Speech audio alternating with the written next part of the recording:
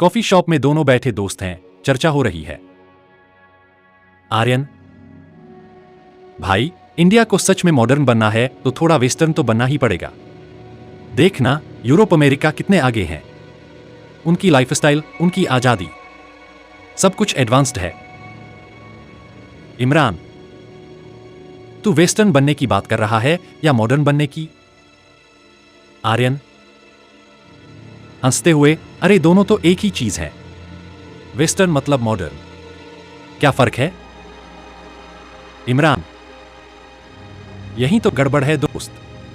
तुझे जो मॉडर्न लग रहा है, जैसे जीन्स पहनना, अंग्रेजी बोलना, बाहर जाना, रिश्तों में खुलापन, वो दरअसल वेस्टर्न कल्चर है, मॉडर्निटी नहीं। आर्यन, तो फिर मॉडर्निटी क्या है तेरे हिसाब से? इमरान, मॉडर्निटी यानी सोच में आजादी, तर्कशीलता, इंसाफ, बराबरी और बदलाव की ताकत। ये सब इस्लाम में भी है। इज्तिहाद की परंपरा देख, जहां दीन को समय के अनुसार समझा गया। और हिंदू परंपरा में भी नचिकेता से लेकर बुद्ध तक सवाल पूछने की आजादी रही है। आर्यन, मतलब तू कह रहा है कि मॉडर्निटी हमारी अपनी परंपराओं में भी थी? इमरान, बिल्कुल। लेकिन जब अंग्रेज आए, उन्होंने हमसे कहा तुम पिछड़े हो और हम तुम्हें सिविलाइज करने आए हैं। फिर हमारी शिक्षा, सोच और आत्मगौरव को तोड़ दिया। हम भूल गए कि ज्ञान तो पहले हमारे ऋषि, सूफी और संतों की थाली में परोसा जाता था। आर्यन, लेकिन आज के जमाने में जो मॉडर्न दिखता है वो तो वेस्टर्न ही है। स्कूल, ऑफिस, मीडिया, सब जगह वही चलता है। इमरान, क्योंकि हमने सिर्फ उनके बाहरी रूप को अपनाया, कपड़े, भाषा, पार्टीज और उसके नाम पर अपनी जड़ों को त्याग दिया। जबकि असली मॉडर्निटी ये होती कि हम विज्ञान भी अपनाते और विवेकानंद को भी पढ़ते, हम एआई में आगे बढ़ते और कबीर के सवाल भी दोहराते। आर्यन, लेकिन लोग क्या कहेंगे? आज अगर मैं धोती पहनूं, संस्कृत बोलूं या तू उर्दू में बात करे तो लोग हमें पुराना या बैकवर्ड कहेंगे। इमरान, वो इसलिए क्योंकि हमने पश्चिम की नकल को ही तरक्की मान लिया है, जबकि असली तरक्की है अपने मूल्य, अपनी जमीन पर खड़े रहकर दुनिया से संवाद करना। आर्यन, तो तू ये कह रहा है कि हमें वेस्टर्न नहीं, विवेकशील बनना चाहिए? इमरान, हां, अधिकता कोई विदेशी वस्त्र नहीं है जो पहन लिया जाए, वो तो सोच की धारा है। हम हिंदू हो या मुस्लिम, अगर हम न्यायप्रिय, प्रश्नशील और सृजनशील बने तो हम असली मायने में आधुनिक हैं। आर्यन, गंभीरता से, शायद तू सही कह रहा है। मॉडर्निटी को समझने के लिए पहले खुद को समझना जरूरी है। इमरान, और खुद को समझने के लिए हमें अपने धर्मों की गहराई में फिर से उतरना होगा, आंख बंद करके नहीं, आंख खोलकर। ज्यादातर भारतीय पश्चिमी कल्चर को आधुनिक कल्चर समझते हैं। आधुनिकता मूलतः एक सोच है जो तर्क, स्वतंत्रता, समानता, विज्ञान और मानव अधिकारों पर आधारित होती है। इसका संबंध समय से है, न कि किसी भौगोलिक क्षेत्र से। इसका अर्थ है विचारों में खुलापन, समाज में सुधार की क्षमता, ज्ञान की खोज, विज्ञान और तकनीक को अपनाना, व्यक्ति की गरिमा और स्वतंत्रता को मान्यता देना। यह आधुनिकता भारत की परंपरा में भी कई रूपों में मौजूद रही है, जैसे उपनिषदों की तात्विक चर्चाएं, बुद्ध की तर्कशीलता, भक्ति आंदोलन की सामाजिक क्रांति और गांधी की अहिंसक सोच। पश्चिमी संस्कृति यूरोप और अमेरिका से विकसित हुई जीवन शैली, मूल्य व्यवस्था और सामाजिक ढांचा है। इसमें शामिल हैं व्यक्तिगत स्वतंत्रता को सर्वोच्च मानना, भौतिक सुख सुविधाओं पर जोर, उपभोक्तावाद और मॉल संस्कृति, रिश्तों में खुलापन जैसे डेटिंग, लिव इन, पहनावे और भाषा में उदारीकरण, धर्म को निजी मामला मानना। ये सभी बातें जरूरी नहीं कि आधुनिकता की पहचान हो, लेकिन इन्हें अक्सर आधुनिकता के प्रतीक के रूप में दिखाया जाता है, खासकर फिल्मों, विज्ञापनों और सोशल मीडिया में।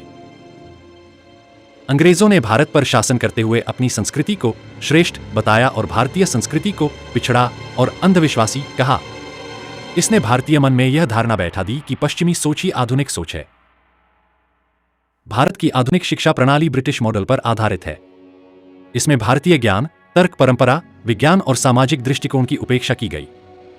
अंग्रेजी माध्यम और यूरोपीय पाठ्यक्रमों ने यह धारणा मजबूत की कि जो पश्चिम से आया है वह ही प्रगतिशील है।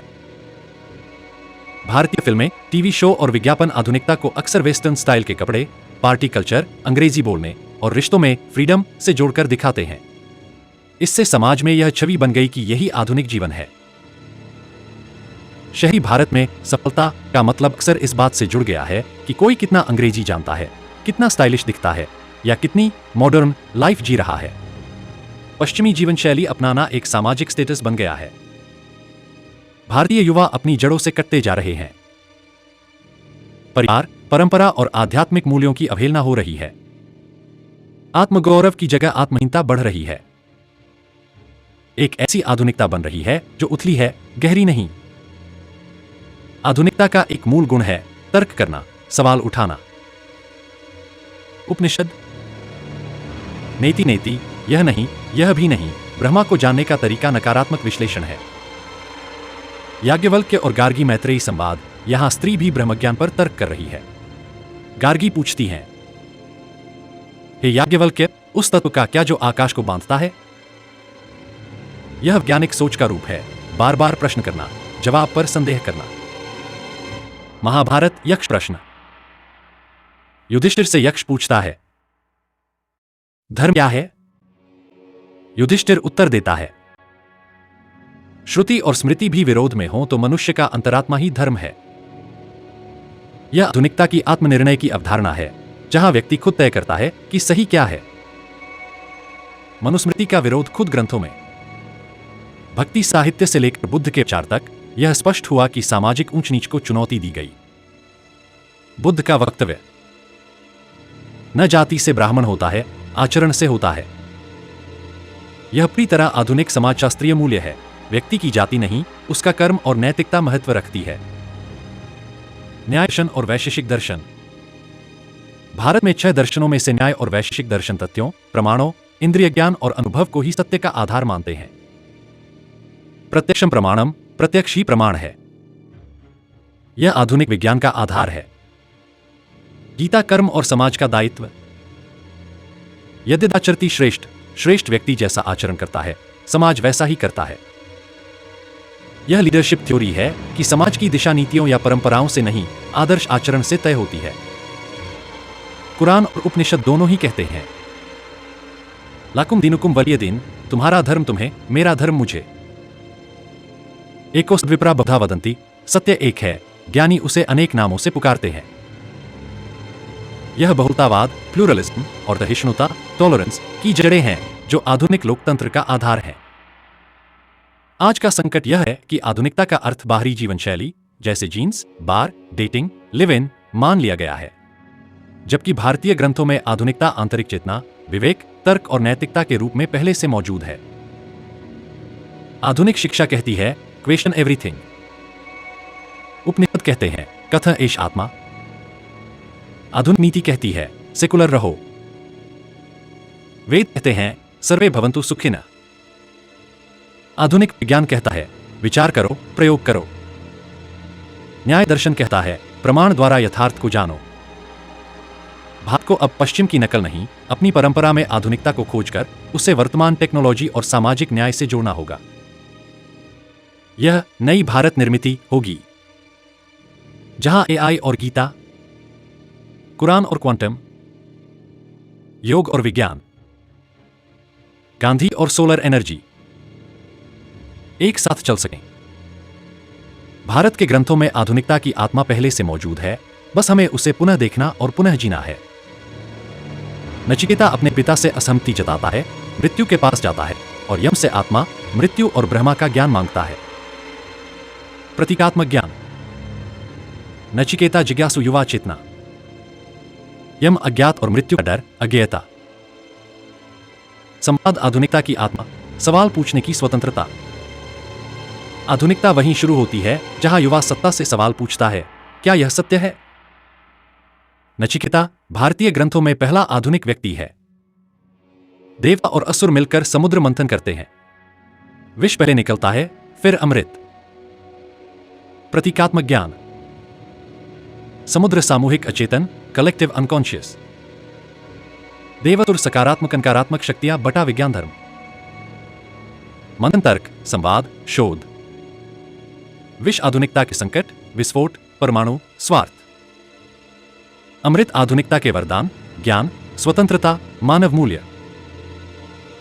हर आधुनिक चेतना को अपने भीतर समुद्र मंथन करना पड़ता है, तभी विश्व से परे अमृत मिलेगा। अर्जुन युद्ध के समय मोहग्रस्त हो जाता है। वह अपने धर्म रिश्तों और कर्तव्य पर प्रश्न करता है। प्रतीकात्मक ज्ञान। अर्जुन आधुनिक विवेकशील मनुष्य। महाभारत जीवन की जटिलता। कृष्ण विवेक बटा उच्च चेतना बटा एआई आज के संदर्भ में। कर्मयोग आधुनिक निर्णय का नैतिक मॉडल। आधुनिक व्यक्ति केवल मशीन नहीं, उसे विवेक और कर्तव्य के बीच संतुलन बनाना आता है। अर्जुन बनना ही आधुनिक बनना है, जो प्रश्न करता है, जो निर्णय लेता है। हिरण्यकशिपु अपने को ईश्वर घोषित करता है, पर प्रहलाद केवल विष्णु को सत्य मानता है। प्रतीकात्मक ज्ञान। हिरण्यकशिपु अधिनायकवादी सत्ता बटा मैं ही सत्य कहने वाला सिस्टम। प्रहलाद अंतरात्मा से जुड़ा सत्यव्रती नागरिक। नृसिंह चेतना का फूट पड़ना एक्सप्लोजन ऑफ ट्रूथ। जब सत्ता आधुनिकता के विरुद्ध खड़ी हो तो आधुनिकता प्रहलाद की तरह सत्य में अडिग रहना है, चाहे परिणाम कुछ भी हो। नारद हमेशा चलता है, संवाद करता है, संदेश लाता है, कभी कभी अशांति भी फैलाता है, पर वही नई चेतना की शुरुआत बनती है। प्रतीकात्मक ज्ञान। नारद सूचना युग का प्रतीक बटा इंटरनेट का वैचारिक रूप। वाणी और विचार का संचार आधुनिक विश्व की गति।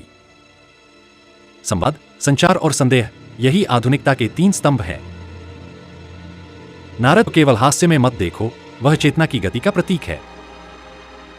अकल बुद्धि बटा विवेक बटा तर्क। इज्तिहाद नए समय के अनुसार व्याख्या करना। जब ग्रंथ खुद कहते हैं कि सोचो समझो लागू करो, तो वही असली आधुनिकता है। परंपरा तभी जीवित रहती है जब वह नए समय में भी प्रासंगिक बने, यही इज्तिहाद है। शिव चेतना जो समय से परे है। तांडव जब पुराने विचार संस्थाएं टूटती हैं और नई चेतना जन्म लेती है। मशाल नवचेतना का आगाज। हर युग में कुछ ध्वंस जरूरी होता है, तभी नया निर्माण संभव है। आधुनिकता वही है जो डरते नहीं, तोड़ते हैं, फिर नई सृष्टि रचते हैं।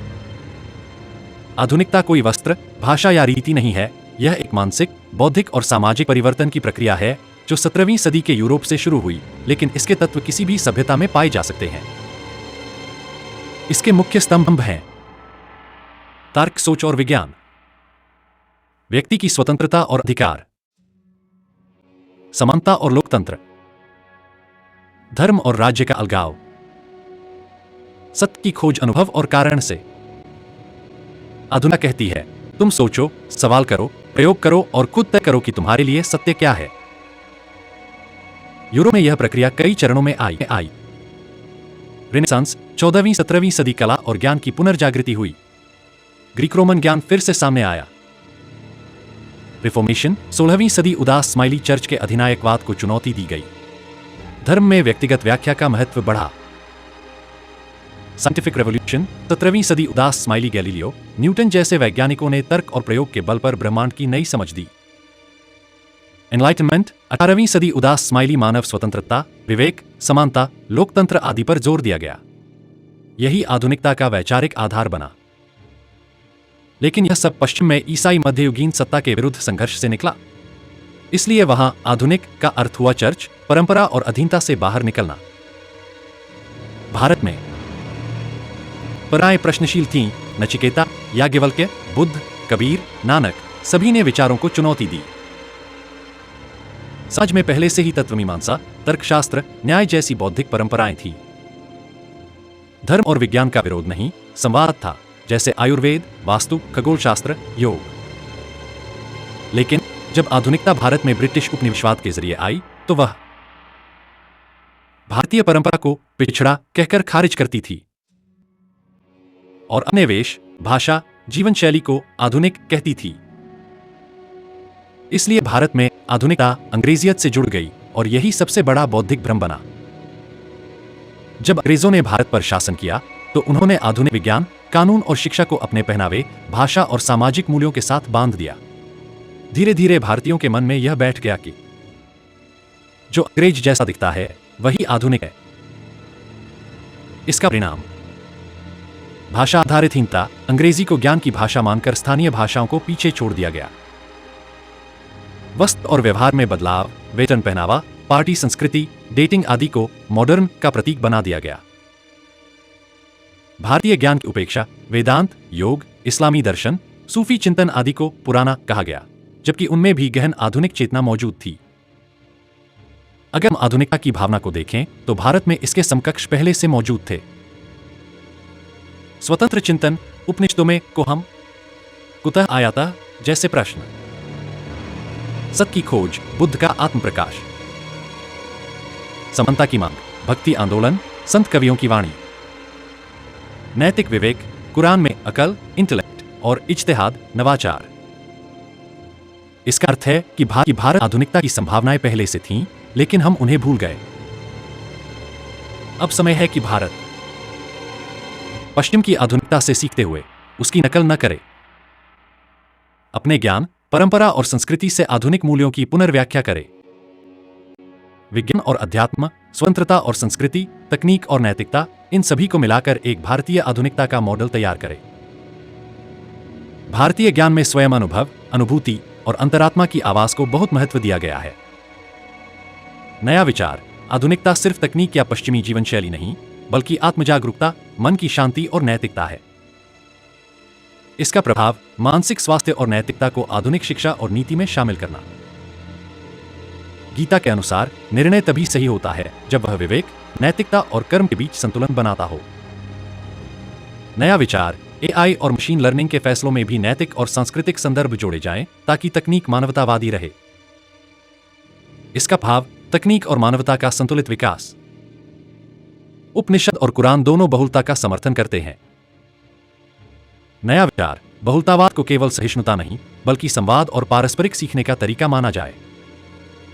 इसका प्रभाव सामाजिक, धार्मिक और राजनीतिक विवादों में संवाद और सहयोग को बढ़ावा। प्राचीन समुद्र मंथन की तरह हर बड़ा सामाजिक या तकनीकी बदलाव पहले विष उत्पन्न करता है, फिर अमृत। नया विचार, संकट को स्थायी बदलाव और नवाचार का अवसर माना जाए। इसका प्रभाव पर्यावरण, सामाजिक न्याय और तकनीकी नवाचार में सकारात्मक सोच। कुरान की इज्तिहाद और भारत की विविध दार्शनिक परंपराएं नवाचार की बात करती हैं।